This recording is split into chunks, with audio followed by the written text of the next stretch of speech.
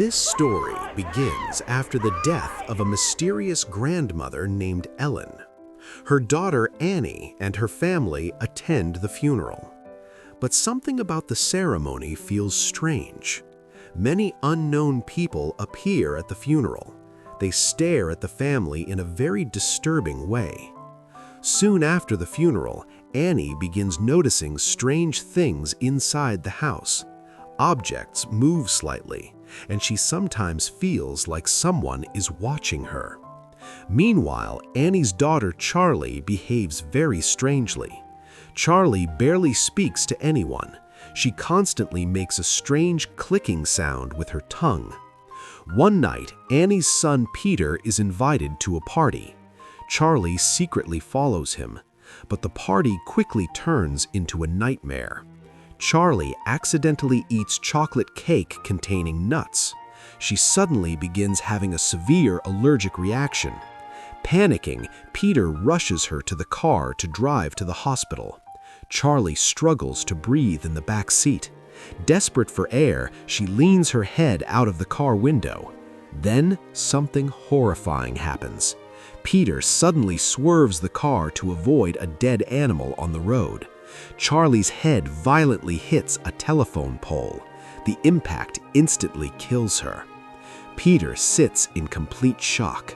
He slowly drives home and goes to bed without saying anything. The next morning, Annie walks outside. Moments later, she discovers Charlie's decapitated body in the car. Her scream echoes through the house. The family is completely destroyed by grief. But the nightmare is only beginning. Soon after Charlie's death, Annie meets a woman named Joan. Joan tells Annie that she can help her contact the dead. She introduces Annie to a strange ritual. At first, Annie thinks it is nonsense, but when she tries the ritual at home, something terrifying happens.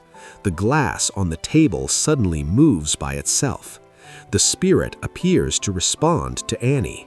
Annie becomes convinced that Charlie's spirit is communicating with them. But what Annie doesn't know is that she has been manipulated. Joan secretly belongs to a strange cult connected to Annie's mother. Soon, the supernatural events grow worse. Peter begins seeing disturbing visions. He sees Charlie's ghost standing in dark corners. Lights turn on by themselves, and strange symbols begin appearing around the house. Annie also begins sleepwalking again. One night, she wakes up covered in gasoline. Her family is standing nearby in terror. She almost set them all on fire without realizing it. As the haunting grows stronger, Peter becomes the main target. At school, he suddenly loses control of his body.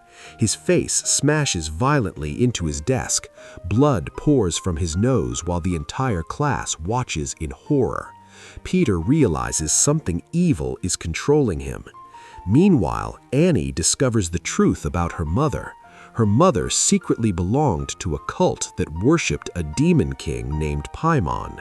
The cult believed Paimon needed a human host, and Annie's family was chosen for the ritual. Everything that happened was part of their plan. Charlie was originally meant to host the demon, but after her death, the demon now needs a new body, Peter. That night, the horror finally reaches its peak. Annie begins floating through the house in the darkness. Peter wakes up and sees his mother crawling on the ceiling like a spider. Her body moves in unnatural ways. Peter runs upstairs in complete terror. When he turns around, he sees something even worse. His mother is violently sawing off her own head with piano wire. The sound echoes through the house. Completely terrified, Peter jumps out of the window. His body falls to the ground outside. For a moment, everything becomes silent.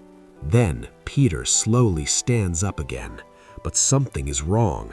Peter is no longer himself. The demon Paimon has finally entered his body. Peter walks into a treehouse where several cult members are waiting. Inside the treehouse are the dead bodies of his mother and grandmother. The cult members kneel before him. They place a strange crown on his head, and they begin praising him, because the ritual is finally complete. The demon king Paimon now lives inside Peter, and the cult has successfully created their new ruler.